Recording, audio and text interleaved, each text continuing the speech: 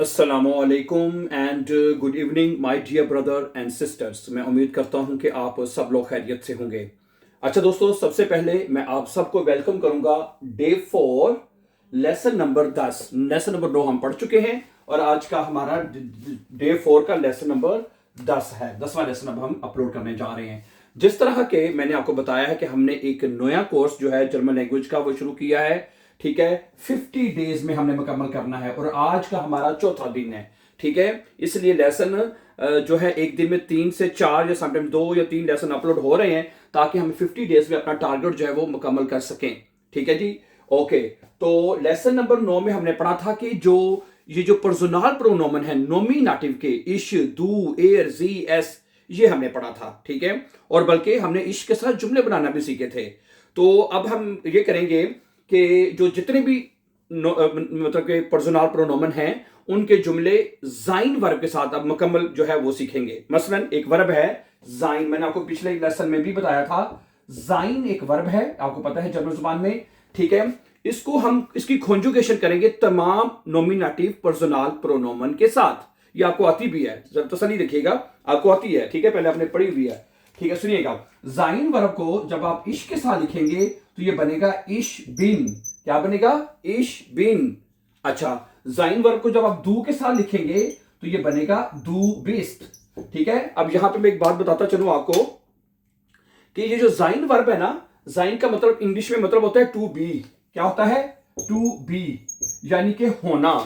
यानी कि to be का मतलब होता है होना है, जैसे कि मैं हूं है। टू बी का मतलब होता है क्या होता है? होना। अच्छा, इश को है इश बिन दू बिस्त।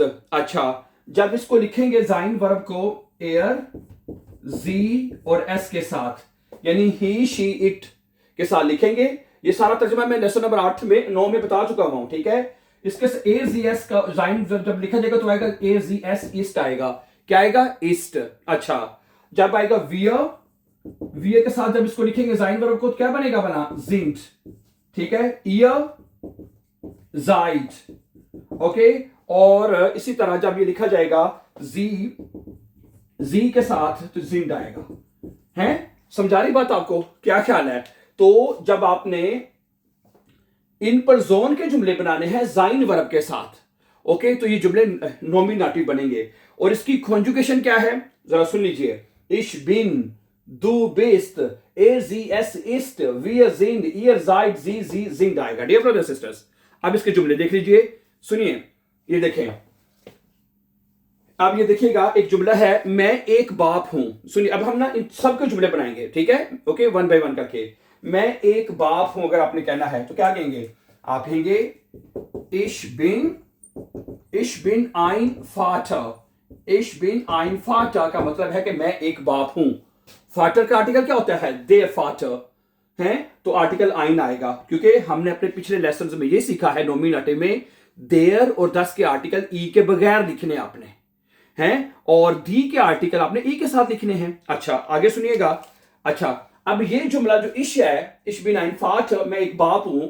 अच्छा, अब इसको हम दू के साथ बनाते हैं। तुम एक बाप हो। तुम एक बाप हो, क्या बनेगा? सुनिएगा। दू बिस्ट आइन फाट, दू बिस्ट आइन फाट, तुम एक बाप हो। दू बिस्ट आइन फाट, तुम एक बाप हो। हैं, ओके, सही है, समझा रही बात आपको? अच्छा, जब आप बनाएंगे एयर, एयर मैंने क्या होता है? मैंने लेसन नंबर 9 में बताया था। एयर मैंने होता है वो, यानी ही, थर्ड पर्सन, इंग्लिश में ही कहते हैं ना। वो एक बाप है। क्या बनेगा? एयर इस्ट आइन फाटर, एयर इस्ट आइन फाटर, वो एक बाप है। अच्छा, आगे ये लिखा हुआ है जी है, जी। इस जी का मतलब होता है शी, शी। अब ये शी जो है, शी लड़की के लिए यूज होता है। अच्छा, अब हम इसका जुमला बनाएंगे, जी के साथ इसलिए आएगा वो एक माँ है, वो एक उस्तानी है। जुमला जो मर्जी बना ले, वो एक ड्राइवर है, वो एक ये है, वो ये है, जो मर्जी जुमला बना ले हैं। वो एक, या ये बना ले वो मेरी पड़ोसन है, जैसे कि ये बनेगा जी इस्ट मायने है। इसका आर्टिकल दी होता है ना, नखबारीन, तो मायने आएगा। जी इस्ट मायने नखबारीन, नख बारिन, वो मेरी पड़ोसन है। जी इस्ट मायने नखबारिन। अच्छा, आगे है एस।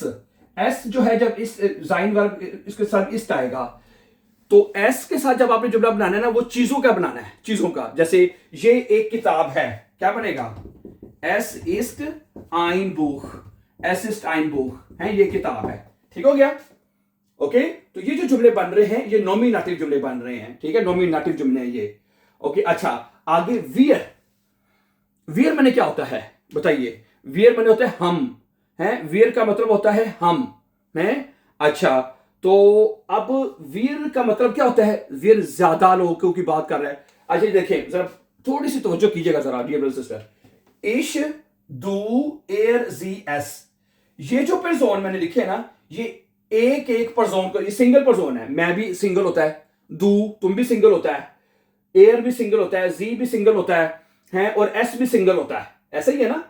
क्या ख्याल है? अच्छा आगे चले।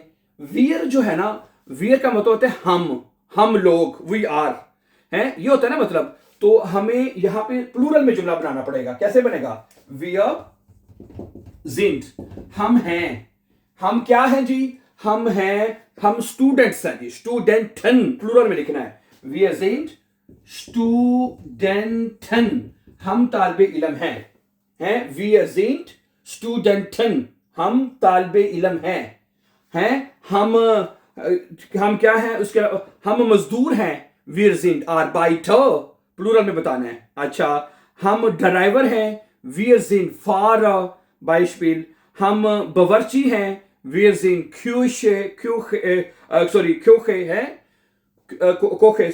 या सही है। तो कहने का मकसद ये है, हम उस्ताद हैं। wir sind Lehrer। हम भाई हैं। wir sind Brüder। सही है। तो वियर के साथ जब आपने जुमला बनाना है तो उसके साथ आगे जो आपने नाउन बताना है वो प्लूरल में बताना होगा, क्योंकि पीछे हमने प्लूरल में लगाया ना। ठीक है। अच्छा, अगला है ईयर। ईयर का मतलब क्या होता है पता है? मुझे बताएं, ईयर का मतलब क्या होता है? ईयर का मतलब होता है तुम लोग। अच्छा, तुम लोग। अब यहां पे वियर के साथ है, इसी जुमले को ईयर जाइड आएगा। ईयर के साथ क्या आएगा? ईयर जाइड, तुम लोग हो। तुम ईयर जाइड स्टूडेंटन, तुम लोग तालिबे इल्म हो।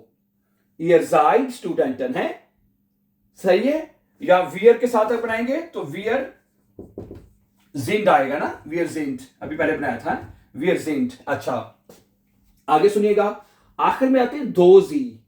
ये जी है, एक जो छोटा जी है उसका मतलब होता है वो लोग, प्लूरल में। हमने नॉर्मली जो पेरजोन में 3 जी पढ़ने होते हैं। कितने जी पढ़ने आपने? 3 जी पढ़ने आपने। ठीक है। जो पहला जी है वो लड़की के लिए यूज होता होगा, है, यानी शी, उसके साथ वर्ब टी पे लिखा जाएगा, इस्ट आएगा। ठीक है। ये जो पर्सोन है और इसका एस छोटा लिखा जाएगा। ये आखिर में जो दो पर्सोन है, ठीक है, यानी वो लोग और आप, ये जो छोटे सी के साथ यानी वो लोग, ये भी प्लूरल का सीगा है। तो यहां पे भी आप लिख सकते हैं जी के साथ क्या आएगा? जी जिंड आएगा, वो लोग। जी जिंड स्टूडेंटन, वो लोग तालिबे इल्म हैं। क्या बनेगा? ये देखिए, ये वियर ईयर जी और जी, ये तीनों पर्सोन है। ये तीनों पर्सोन वियर ईयर और जी, ये तीनों पर्सोन प्लूरल में है। ये प्लूरल का सीगा यूज करेंगे, हैं। अच्छा, और आखिर में ये जो जी लिखा हुआ है इसके साथ भी जाइन वर्ब जो कॉन्जुगेट होकर जिंद लगेगा, यानी आप हैं। यानी आपने किसी बंदे को या खातून को फॉर्मल तरीके से कहना है, जैसे आप है, जैसे आप एक बाप हैं, यानी कि जैसे दू बिस्ट ein Vater, तुम एक बाप हो। तो अब हम कहेंगे आप एक बाप हैं, आप। तो क्या बनेगा? ये देखिएगा, इसको हम फिर फॉर्मल तरीके से लिखेंगे, जी जिंट ein Vater। जी जिंट ein Vater का मतलब आप एक बाप हैं। बात समझ आ रही मेरी आपको? है जी जिंट ein Vater, आप एक बाप है। ये वाला जी, ये सिंगुलर जी है, ये वाला है फॉर्मल तरीके से। तो ये आपके हैं नॉमिनेटिव पर्सनल प्रोनोमन। ठीक है। और इससे जो जुमला बनेगा आपका वो नॉमिनेटिव होगा जाइन वर्ब के साथ। ठीक है। और इसकी वजह क्या है पता है क्यों? सुनिए, देखिए, कोई भी जुमला ले लें, कोई भी ले लें, जैसे इश बिन ein Vater, वो कहता है मैं एक बाप हूं।